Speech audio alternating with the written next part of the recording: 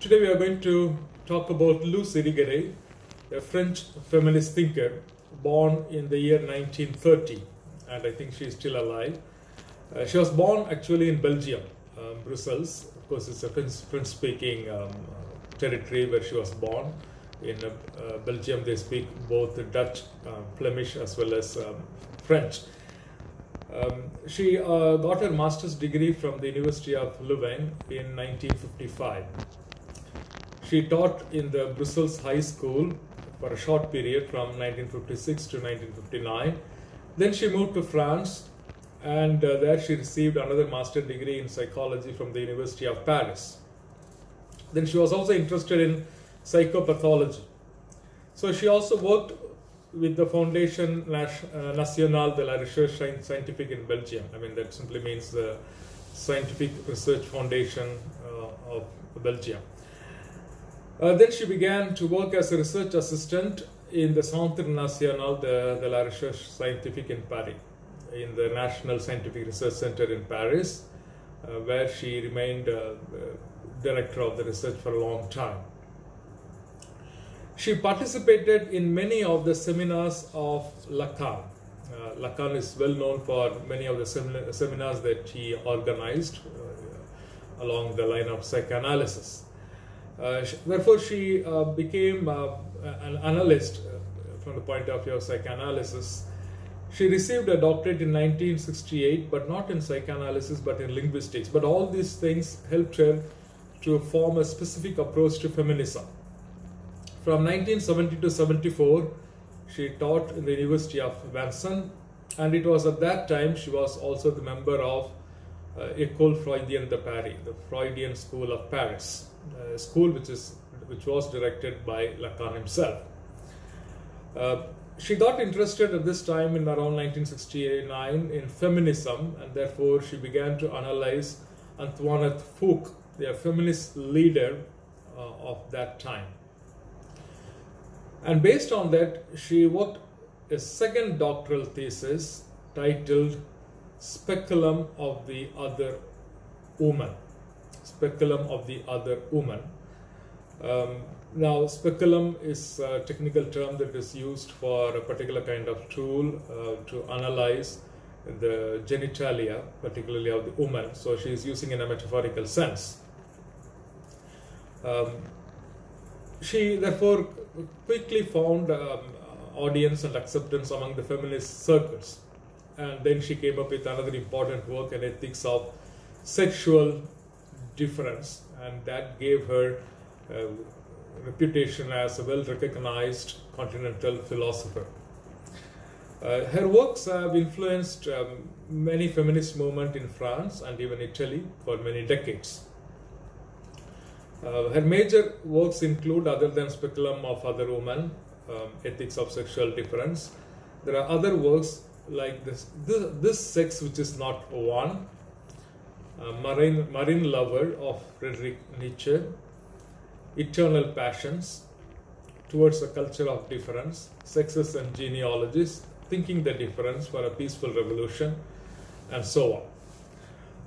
These are some other works. You can Google more to find out more of her works. Her name is spelled as Luce, L-U-C-E, that's her first name, Irigaray, I-R-I-G-A-R-Y. So, good. Let me now try and explain to you some of the important concepts that she has. I'll begin with her idea of hysteria. She calls this as Plato's hysteria. In Speculum of the Other Woman, she reads Plato's epistemological cave metaphor. We are all aware of the cave metaphor that Plato uses, the analogy of the cave, to explain how our knowledge is not true knowledge. It's like somebody who is in the cave seeing the reflection of the light, assuming it to be thinking as the real light. So now she analyzes in this particular work Plato's cave metaphor, and then what she wants to point out is that how there is a matricide In other words, how there is a certain amount of silence in the discourse and how that is equivalent to what she calls matricide, the killing of the mother. Irigaray comes to the conclusion that Plato's system not only forms the beginning of Western metaphysics, but it is also guilty of committing matricide or annihilation of the maternal feminine principle.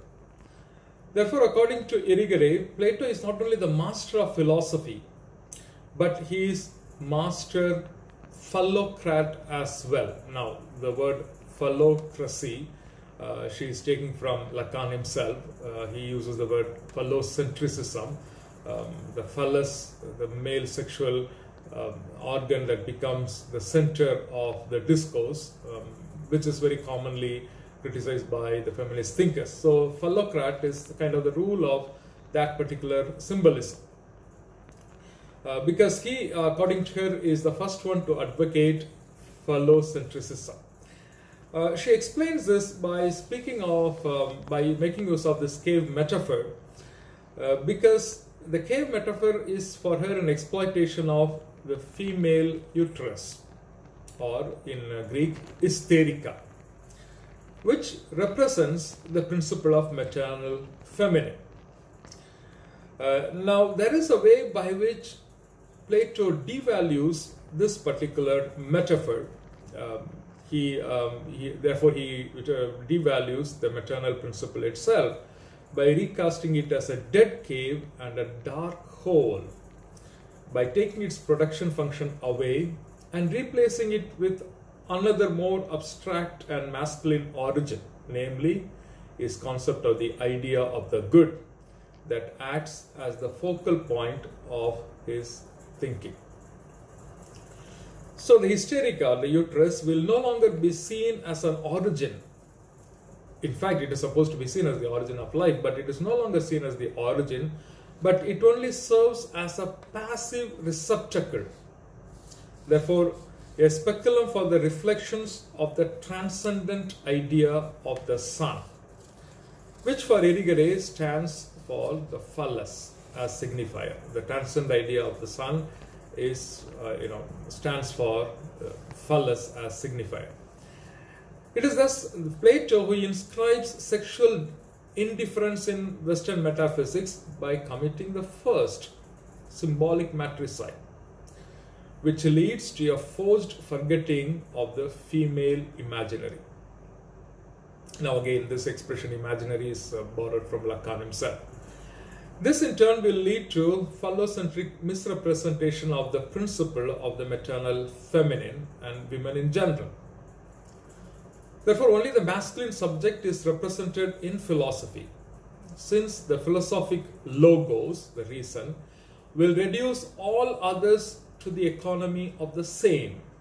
Here one can see a certain deconstructionist approach, and reshapes women into non-men, the other of the same, instead of reshaping them into subjects of their own.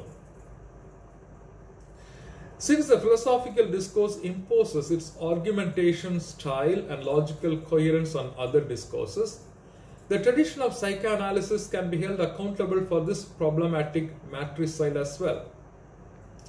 Irigaray can then not only be seen as the undutiful daughter of Plato, because she works through his phallocentrism and tries to pay back the cultural debt to the mother figure by constructing her own anti-binary and poetic feminine philosophy. But she also places herself in a love-hate relationship with the two fathers of the psychoanalytical tradition, Sigmund Freud and Jacques Lacan.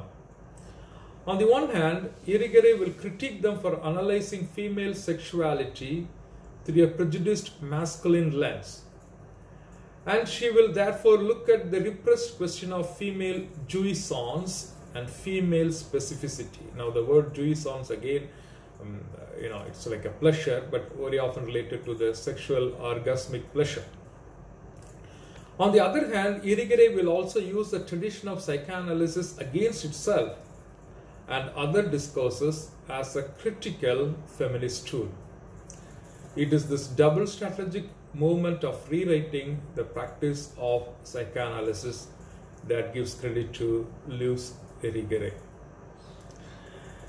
Now let us try and understand some of the key important concepts that she uses in another work of hers, This Sex Which Is Not One. The title of Irigaray's book, This Sex Which Is Not One, makes use of the polyvalence of the French word sex. Now, obviously the original writing was in French, therefore the word sex in French has two meanings. Of course, it is written with the E at the end, S-E-X-E. Sex denotes, like in English, the sexual category and the sexual activity. But there is also a third meaning in French. It represents the sexual organ, usually the male sexual organ. Therefore, by a strange coincidence, the noun with its definite article, the French has a definite article. If it is masculine noun, it takes a masculine article. If it is a feminine noun, it takes a feminine article. Therefore, it takes a masculine article. Le sexe may be used to designate either the male sexual organ or the fair sex. So the title, This Sex Which Is Not One, has two meanings. First, it refers to women's sex as lacking, which of course she does not believe, but in fact uses this work to refute Freud's analysis of women's sex as missing the only desirable component. Second, it refers to her position that women do not have one sex. They have multiple sex organs all over their bodies, not to mention lips that encompass other pleasure. Freud believed that women's inferiority lies in the fact they do not have a male sexual organ. In the pre-Oedipal and Oedipal stages of childhood, both boys and girls abandon the mother in the place of the father's love because they realize that mother is lacking not only the male organ but also the power that comes with it. According to Irigaray's criticism of this limited way of thinking, a woman's sex organ, which is not a sex organ, is counted as no sex organ. It is a negative, the opposite, the reverse, the counterpart of the only visible sex organ, namely the masculine sex organ. This is why in the notable work of Freud, we have come to associate women with the term penis envy. Women remain as the other, inferior and secondary in power and place in society because they see themselves as lacking that which men are naturally born with. The problem with this wayward thinking is that it is common even today. Freud's position on the inferiority of women was supported by his life's work, and the idea of biological determinism is a prevailing mechanism used to derail women's efforts at rising above the substandard and subordinate position they have been placed. So this is very common even today. It happens, not with so much of thought process, but it happens almost naturally, without, in a thoughtless manner. And that explains why we have got so many of sexual assaults in this country and across the world. Luce Irigaray's essay is powerful in that it asserts that Freud's theoretical approach towards women's sexuality and social position and everything we have come to know about women and men's sexuality has always been theorized within masculine parameters. In other words, from literature to medicine, law to psychology to politics, men have consistently attempted to define women, their sexuality and their social status because men are the ones who dominate these fields of research and discoveries. Everything we have come to know about ourselves, we have come to know from men, and that's what she would tell women. Even the female sexual organ, the clitoris, is described as a small penis because men have given it a term like their own from their perspective. From the moment women are born, they are told that they lack something important, that is the male sexual organ. And in this natural and inherent lack, they are deemed insufficient and defective. Therefore, they are deemed substandard, where the standard is masculinity. Irigaray moves away from the male perspective of women's bodies, which they cannot understand themselves unless they are women, and shows multiplicity of female pleasure. Women has sex organs just about everywhere.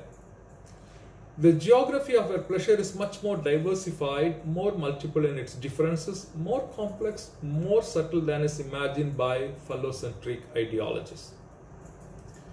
Irigaray therefore is pointing to the slippage between the real and the imaginary and the symbolic, which she plays off in a resistant rereading of Freud and the construction of the feminine. Now, this slippage between the real, imaginary and symbolic is the Lacanian style. She borrows that from Lacan in order to turn the arguments against Freud and Lacan themselves. With occasional irony, she retells the theorization of the female body and female sexuality and desire according to a masculine optic. The feminine is figured as an absence within the real as well as the imaginary and symbolic orders. She has neither penis nor phallus nor the father's name. Lacan's reading of the subject may de-essentialize gender. Yet, as Irigaray points out, Lacan's imaginary and symbolic are figured on a real physical object, le sex, which no woman actually possesses. She has no singular sexual organ to interact with the world outside her. Her multiple, diffuse sexuality is eclipsed in the predominant phallic Western eroticism. Female desire is repressed from the cultural imaginary much as her physical body seen in relation to the male sexual organ, and it is perceived as a passive negative space. Like Marx's money, she does not signify independently but as an exchange value mediating and signifying male desire. She closes this work by beckoning women to rediscover themselves and their bodies without using men's perspectives as their lens. Before they can do this, women need to analyze what they have come to know and believe as true. Women must analyze the multiple machines of oppression that are used to define and limit the potential not only of their bodies and sexuality, but also of social and political roles play outside their home. I end my presentation of Luce Irigaray here. I will take a short break for discussion.